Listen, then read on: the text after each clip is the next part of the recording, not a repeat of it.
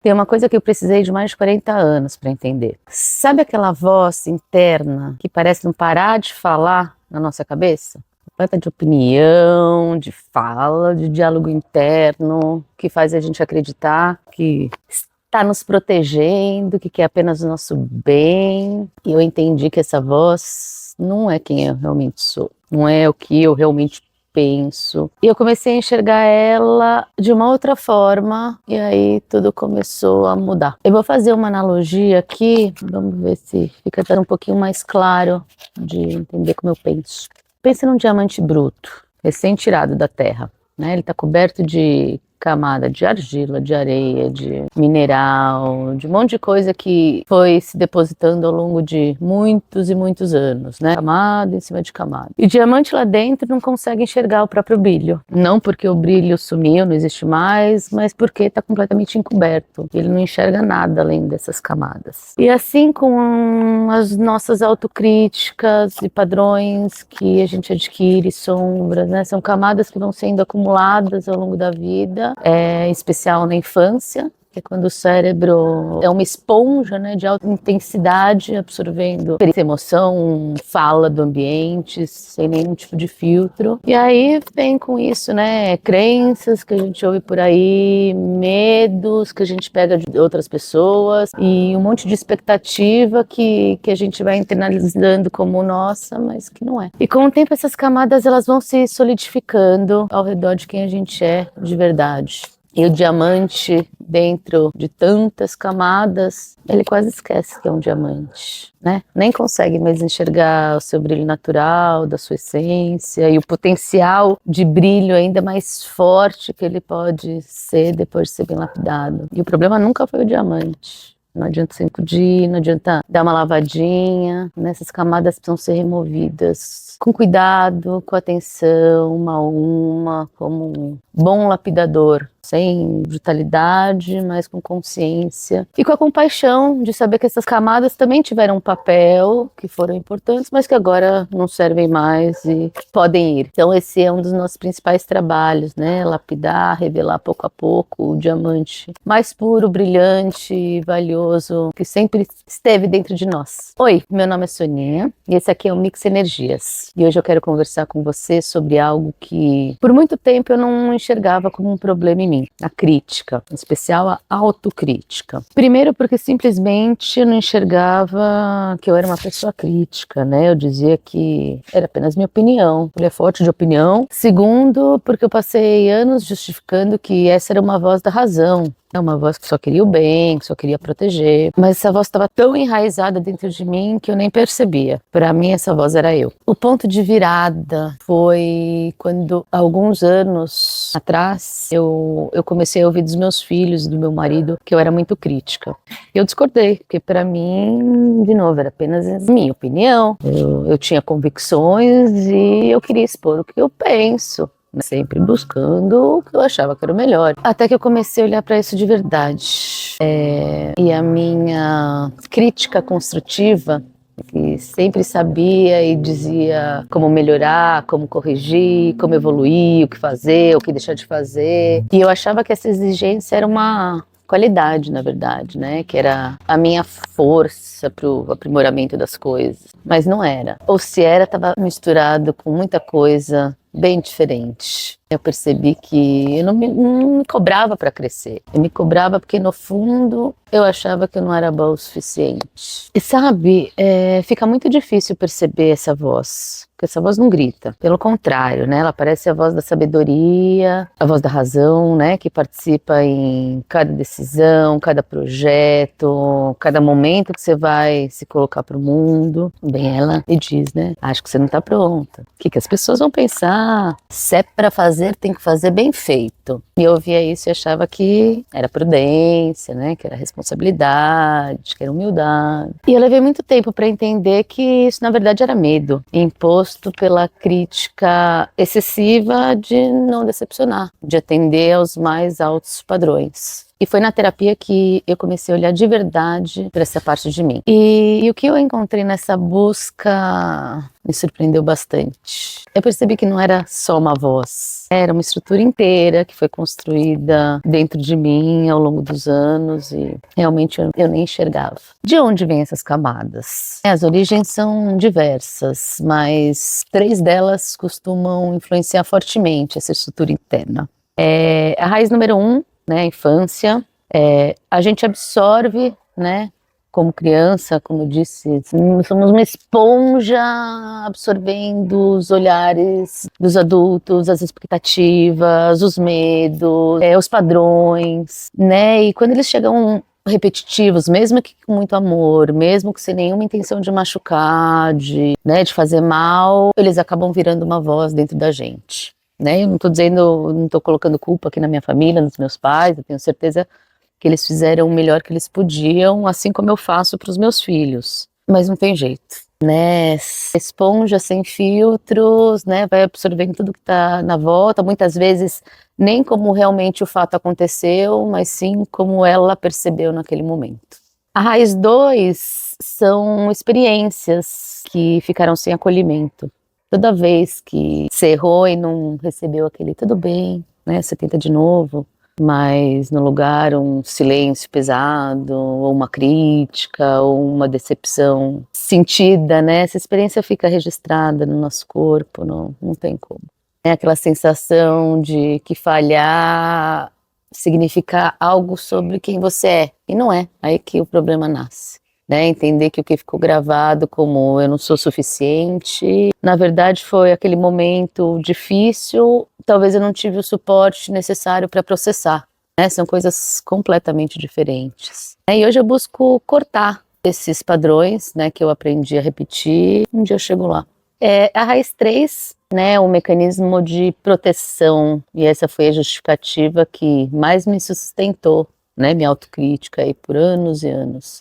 Que ela estava lá para me proteger, né, para cuidar de mim, para minha evolução, para eu melhorar, né, se eu achar que eu não estou pronta, para não me expor ao julgamento, né, se eu for me criticar antes que os outros, aí eu não vou ser pega de surpresa, né, e aí quando eu entendi isso, eu parei de odiar essa voz, por incrível que pareça, e aí eu comecei a olhar para ela com mais compaixão. Porque ela não estava tentando me fazer mal, mas ela estava tentando cuidar do jeito que ela sabia, do jeito que ela achava que era certo. Só que o problema é que esse jeito não funciona. Ele paralisa, faz a gente perder a vontade de continuar ou nem começar. Porque não importa o que a gente faz, parece que nunca é bom o suficiente, né? Nada tá certo. E aí mesmo quando essa voz fica calada, ela acaba influenciando no nosso dia a dia quando a gente não faz essa lapidação. Né? Então, por exemplo, eu procrastinava, mas não porque eu era preguiçosa, porque eu ficava pesquisando mais, me preparando mais, esperando o momento certo, e a voz me dizia que não estava pronta, e a voz me dizia que eu precisava estudar mais, e o tempo ia passando e eu acreditava. E eu adiava os projetos, eu adiava os sonhos, e eu achava que eu estava sendo cuidadosa, né? Que era a voz da autoconsciência. Mas existe uma diferença enorme entre as duas, né? A autoconsciência pergunta, o que eu posso aprender com isso?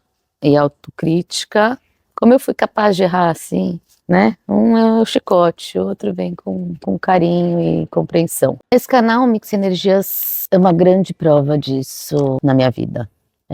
Sabe por quanto tempo eu adiei, por quantos anos eu estava esperando, né, me preparando para um dia, quem sabe. Mas na verdade eu acho que eu estava esperando essa voz calar para eu conseguir seguir.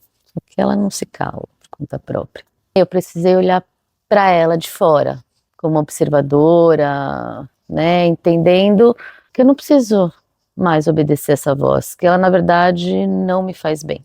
E o que mudou? Eu vou falar das minhas 3 viradas de chave. Primeira, a terapia. Não tem como falar disso sem ter um espaço seguro para olhar para essa voz, sem precisar me defender, sem precisar justificar. Então, esse processo realmente foi transformador, está sendo, né? Mas a terapia não acontece só dentro do consultório. Então, ela acontece quando a gente começa a trazer essas perguntas para o dia a dia, né? Quando a gente para, observa e se pergunta de onde vem esse pensamento. A segunda virada é perceber que essa voz não sou eu. Parece óbvio, mas foi uma revelação para mim. E a terceira virada de chave foi autocompaixão, não autoindulgência. Essa foi talvez a mais difícil, porque o contrário da autocrítica não é baixar padrão, né? Não é olhar para si mesmo e dizer, tá tudo bem, você pode errar à vontade, né? O contrário da autocrítica é a autocompaixão. A autocompaixão é olhar para si mesmo com o mesmo afeto que você teria com uma amiga querida. E aí eu comecei a me perguntar o que eu diria para minha melhor amiga se ela estivesse passando exatamente por isso. Com certeza eu falaria de uma forma diferente, não falaria dessa forma cruel que eu falo comigo mesma. Parece um exercício simples, mas ele é profundo e é transformador.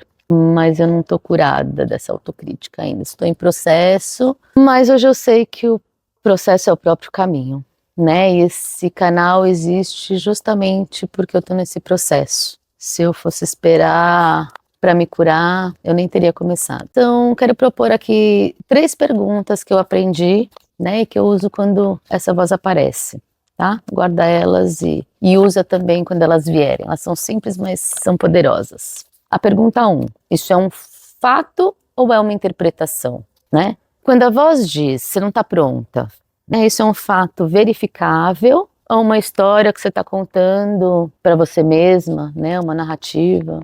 Fatos são objetivos, né? Eu não terminei o projeto, ponto. Isso é um fato. Agora, eu nunca termino nada. Isso é uma interpretação, né?